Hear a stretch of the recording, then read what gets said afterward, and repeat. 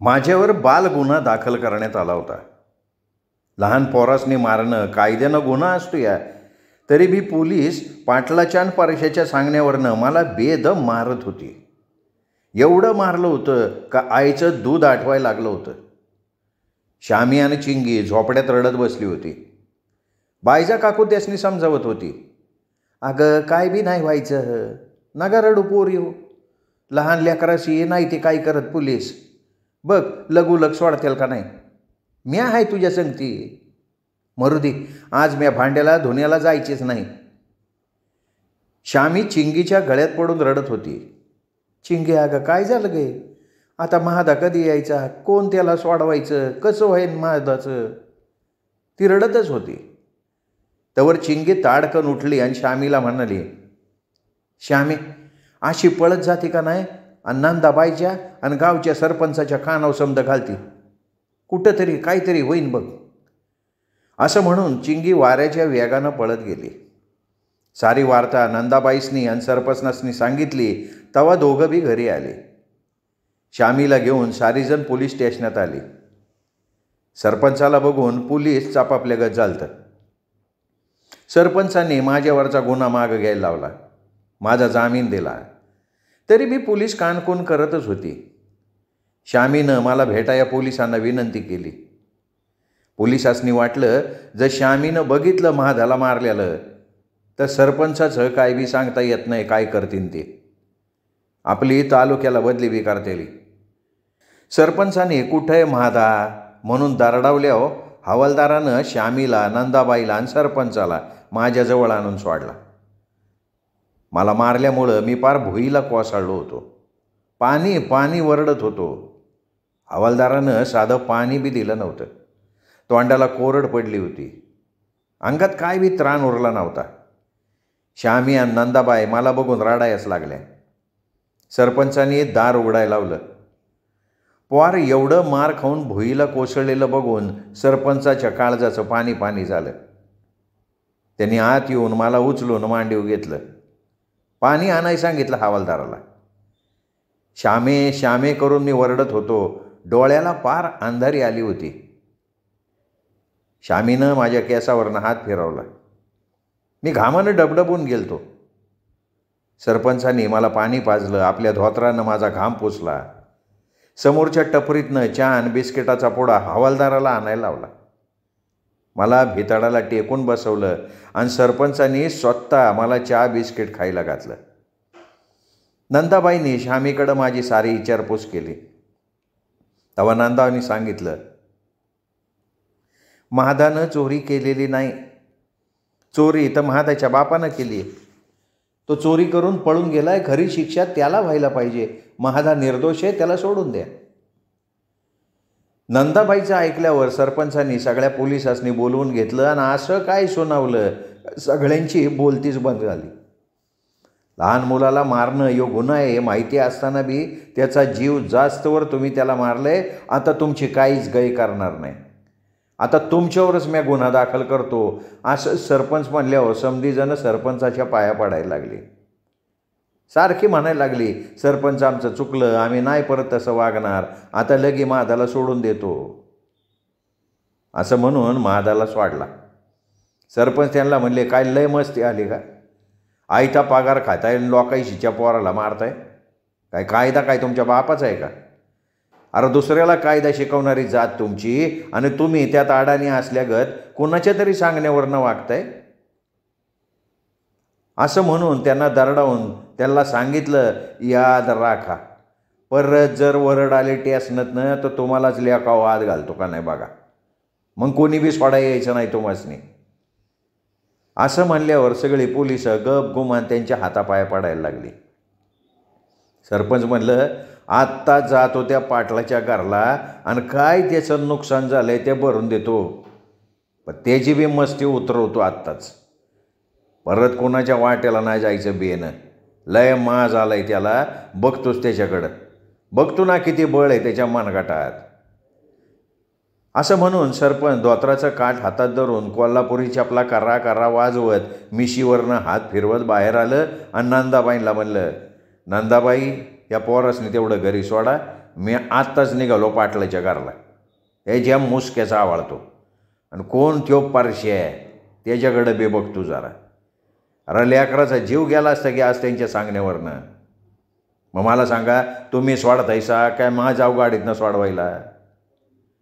असं सरपंच म्हणल्यावर नंदाबाईच म्हणल्या, नाही सरपंच, तुम्ही बिनधास्त जा तुमच्या कामगिरीवर, मी जाईन त्यांना घरी सोडायला, काळजी करू नका. वाटलं तर मी माझ्या घरी घेऊन जाईन त्यांना, तुम्ही निर्धास्त राहा, पण त्या गलिच्छ विचाराच्या माणसांना धडा शिकवून परत या. बाई असं म्हणल्यावर सरपंच गेले. नंदाबाईंनी मला आणि श्यामीला झोपड्यात आणून सोडलं. डॉक्टरनं मला घरी येऊन तपासलं. त्याची चालण्याची ताकदच नाही असं नंदाबाईने डॉक्टरला सांगितलं होतं. डॉक्टर घरी आले, मला तपासलं, गोळ्या औषधाचं पाकिट दिलं. मुक्का मार बसला होता, त्याला लावायला मलम दिला. आणि त्याच्याबरोबर कसलं म्हणा काय ते सकस आहार घ्या या सांगितला. कोणाला माहिती यो सकस आहार म्हणजे काय असते ते. श्यामीनं सारी औषधं एका थाळ्यात ठेवली. पोलिसांनी झोपडीची पार वाट लावली होती, त्यामुळं घरात उतरंड्याला एक गाडगं नव्हतं. 4 भांडी होती, ती पण फार चिमटून टाकली होती. श्यामीनं डॉक्टरला विचारलं, डॉक्टर, अहो ते सकस आहार म्हणजे काय असते हो? आम्हासनी काय बी माहिती नाही बघा. त्यावर डॉक्टर म्हणले, श्यामा, सकस आहार म्हणजे जेवणात चपाती, भाजी, मोड आलेली कडधान्य, दही, भात, वरण, पालेभाज्या, फळं, दूध यांचा समावेश असणं. आणि हा आहार घेतला ना की श्यामा, आपला महादेव लगेच बरा होईल बरं का. काळजी करू नकोस आणि ह्या वेळची फीसुद्धा देऊ नकोस. हां, त्याची काळजी घे. असं म्हणून डॉक्टर गेले आणि श्यामीनं टक्कुऱ्यालाच हात लावला. इथं 4 जोंधळ्याचं दाणं जाऊ द्या, घरात काही बी शिल्लक नव्हतं, सारं वाण्याचं सामान संपलं होतं. आता सकस आहार कुठनं आणणार? श्यामीनं वाकळ हातरली, मला त्याच्या वाढवं केलं. सांगितल्याप्रमाणे गोळ्या दिल्या, जखमेवर मलम लावला. तेव्हा इवळत मी श्यामीला म्हणलो, अगं श्यामे, असू दे की, तू लय विचार नका करू, जे काय बी घरात आहे ना ते शिजव, आपण दोघं तेच खाऊ. नगं ते डॉक्टरच्या नादाला लागू. अगं डॉक्टर काय समजायला तेच सांगत असते, ती साऱ्याकडेच असतंय वय हे सारं त्यांनी सांगितलेलं. आता तूच बघ की, बाईजा काकूच्या राम्याच्या नाताला लागलं होतं तेव्हा काय त्यांच्याकडं होता का सकस आहार? तेव्हा बी डॉक्टरनी सांगितलं असेलच की त्याला सकस आहार द्या म्हणून. पण बाईजा काकूने दिला वय, झाला का नाही राम्या चांगला ठणठणीत? मी आधी 2 दिवसात बरा होतोय बघ, आणि काम करून लय पैसा आणतो. अगं तुझी सारी स्वप्नं आहेत माझ्या ध्यानात. मी आता आपण फणफणत होतो तरी बी बडबडत होतो. श्यामीनं माझ्या अंगावर वाकळ टाकली आणि भगूला घेऊन चिमीच्या आईकडे गेली. तिला म्हणली, अहो लक्ष्मी मावशी, थोडं जोंधळ्याचं नाही तर गव्हाचं पीठ असेल तर द्या तसं काय, मी आणलं का लगी परत करते बघा.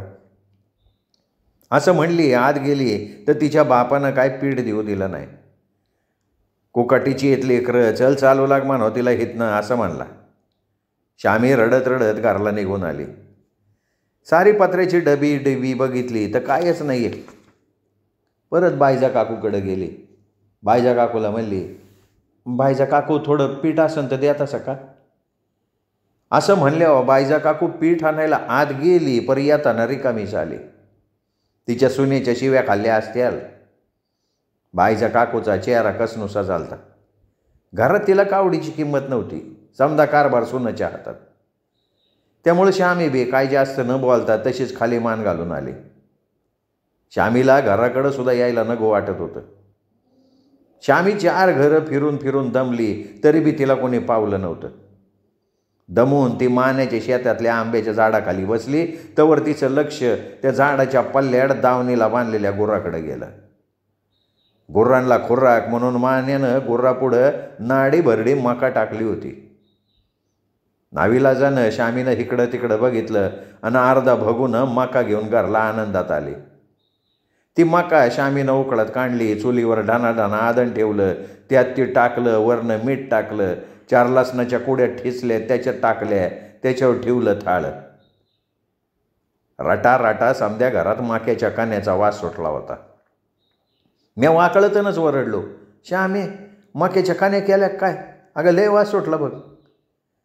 मी असं म्हणल्यावर श्यामी म्हणली, अरे हा महादा तुला आवडतात ना म्हणून माक्याच्या कान्या केलेत.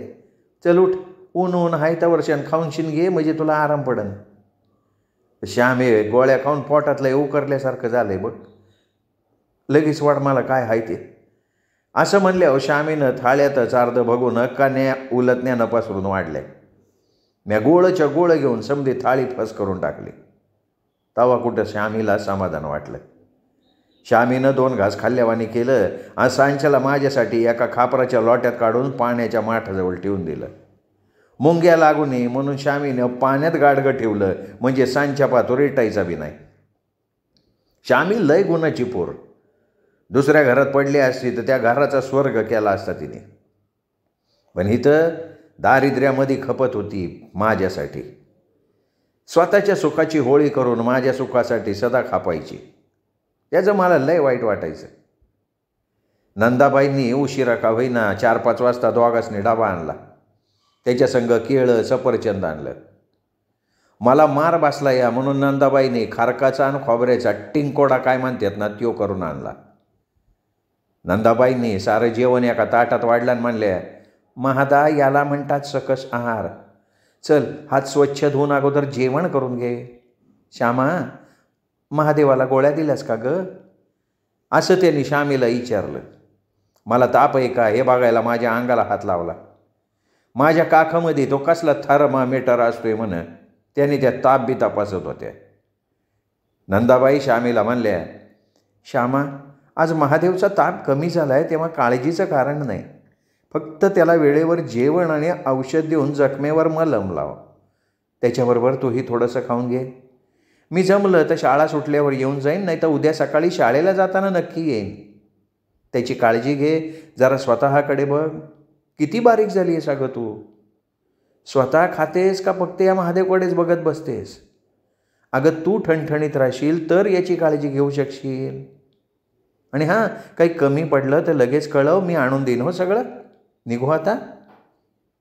नंदाबाई निघणार तवर श्यामी बाईंच्या पाया पडली आणि रडायला लागली. रडता रडता श्यामी म्हणली, बाई तुम्ही खरंच देवाचा अवतार आहे सा. किती खर्चाला सा आमच्या पाय. साऱ्या गावानं आम्हास निवाळीत टाकलंय, पण तुम्ही आमच्यावर छत्र धरून हायसा. बाई तुमचं उपकार या पामरानं कसं फेडावं. या चांबड्याच्या वाहना बी तुम्हासनी करून दिल्या तरी बी कमीच आहे ती बघा. आयुष्यभर बी आम्ही फेडावं असं म्हणलं ना तरी फेडू नाही शकणार तुमचा उपकार. तेव्हा ही जेवण राहू द्या, पर ही सारी फळं आणि हे डिंकोडा तुम्ही घेऊन जावा. मी जीवाचं रान करेल पण महादाची काळजी घेईन बघा. अहो तुमच्या पायाची माती बी आम्हासनी लय मोलाची बघा. असं म्हणून श्यामीनं बाईंच्या पायावर डोसकच घासलं. नंदाबाईंनी श्यामीला उठवलं आणि म्हणल्या, घरात ठसठसून गरिबी भरली आहे तरी एवढे चांगले संस्कार निपजलेत ना ते तुमच्या आईमुळे. आणि म्हणूनच तुमच्यासारख्या गुणी मुलांसाठी माझा जीव तुटतो ग. आणि श्यामा असले शब्द परत नाही काढायचे हां. माझा आशीर्वाद आणि माझी साथ तुमच्या पाठीशी सदैव असणार आहे. मला आईच्या जागेवर मानतेस तू आणि उपकाराची भाषा बोलतेस. तसं असेल तर परत येणार नाही हो मी इकडे. बोलणारही नाही तुमच्याशी. येते मी हां. असं म्हणून परत नंदाबाई पाठमोऱ्या झाल्या. हे सारं ऐकलं. मी जेवता जेवता उठलो, घाईनं हात धुतले. मी बी नंदाबाईचे पाय पकडले आणि म्हणलो, बाई अहो तुमच्या बिगर या जगामध्ये आमचं हायच कोण. जर काय माझं श्यामीचं चुकलं असेल तर खरंच माफ करा. पण भाई असलं काय बोलू नका. अहो तुम्ही आमच्याकडं पाठ फिरवले ते आम्ही कुणाकडं बघावं. आधीच बाप असून वे आम्ही झालोय पोरकं, त्यात आमासनी अनाथ नका करू. बाईंनी प्रेमाने मला उभं केलं, छातीशी लावलं. दुसऱ्या बाजूला श्यामीला बी जवळ घेतलं आणि चष्मा वर करून आपली डोळी पुसता पुसता म्हणल्या, खरंच त्या रखुमाई खूप भाग्यवान होत्या ज्यांच्या पोटी इतकी गुणी संतान जन्माला आली. श्यामा महादेव दिलेलं सगळं निसंकोच खाऊन संपवायचं, कुठलीही काळजी करायची नाही हां. चला आता मी येते, मला खूप उशीर झालाय, नाही तर हेडसर ओरडतील. अरे हो महादेव, तूही लवकर बरा होऊन शाळेत येणार आहेस. आणि तू ग श्यामा हल्ली शाळेत दिसत नाहीस. ते काही नाही, मला तू सुद्धा वेळेत शाळेत दिसली पाहिजेस. अहो बाई, मी सांच्याच्या शाळेत नाव घातलं आहे, तेव्हा मी सांच्याला जाते शाळेत. महादाला मी येळेव पाठवीन शाळेत, त्याची काय बी काळजी करू नका. अगं पण श्यामा, तू का संध्याकाळी केली शाळा? बाई, तुमची परस इथंच राहिली, तुम्हाला येळ होतो म्हणला ना तुम्ही जावा बिनघोर. श्यामीनं विषयच टाळला. पुढे म्हणाली, बाई मी आहे माधापाशी, रातच्याला आता यायची फिकीर करू नका. जमलं तर सकाळच्याला या, नाही तर तुम्हाला कवा येणं जमन तवा आला तरी चालेल. श्यामी असं म्हटल्यावर बाई गालातल्या गालात हसल्या आणि म्हणल्या, खूप चतुर आहेसा तू विषय बदलायला. बरं चला पोरानो, मी आता निघते हां. असं म्हणून त्या झोपड्यातनं बाहेर पडल्या. तिकडं सरपंचांनी हॉटेलातल्या परीक्षेची आणि पाटलाची हजेरी घेतली होती. अरे लहान पोराच्या विरोधात असलं कारस्थान करताना लाज कशी नाही वाटले तुम्हाला? सरपंचाच नाही, त्यांनी धमकावलंच होतं. ही शेवटची येळ, परत जर का अशी चूक दिसली तर मी तुमच्यावरच गुन्हा दाखल करतोय, ध्यान ठेवा. गाठ माझ्याशी आहे, आता म्या आहे आणि तुम्ही आहे. असं म्हणल्यावर दोघं बी हादरली. सरपंच पाटलाला म्हणलं, काय तुझं काय नुकसान झालं आहे मला सांग.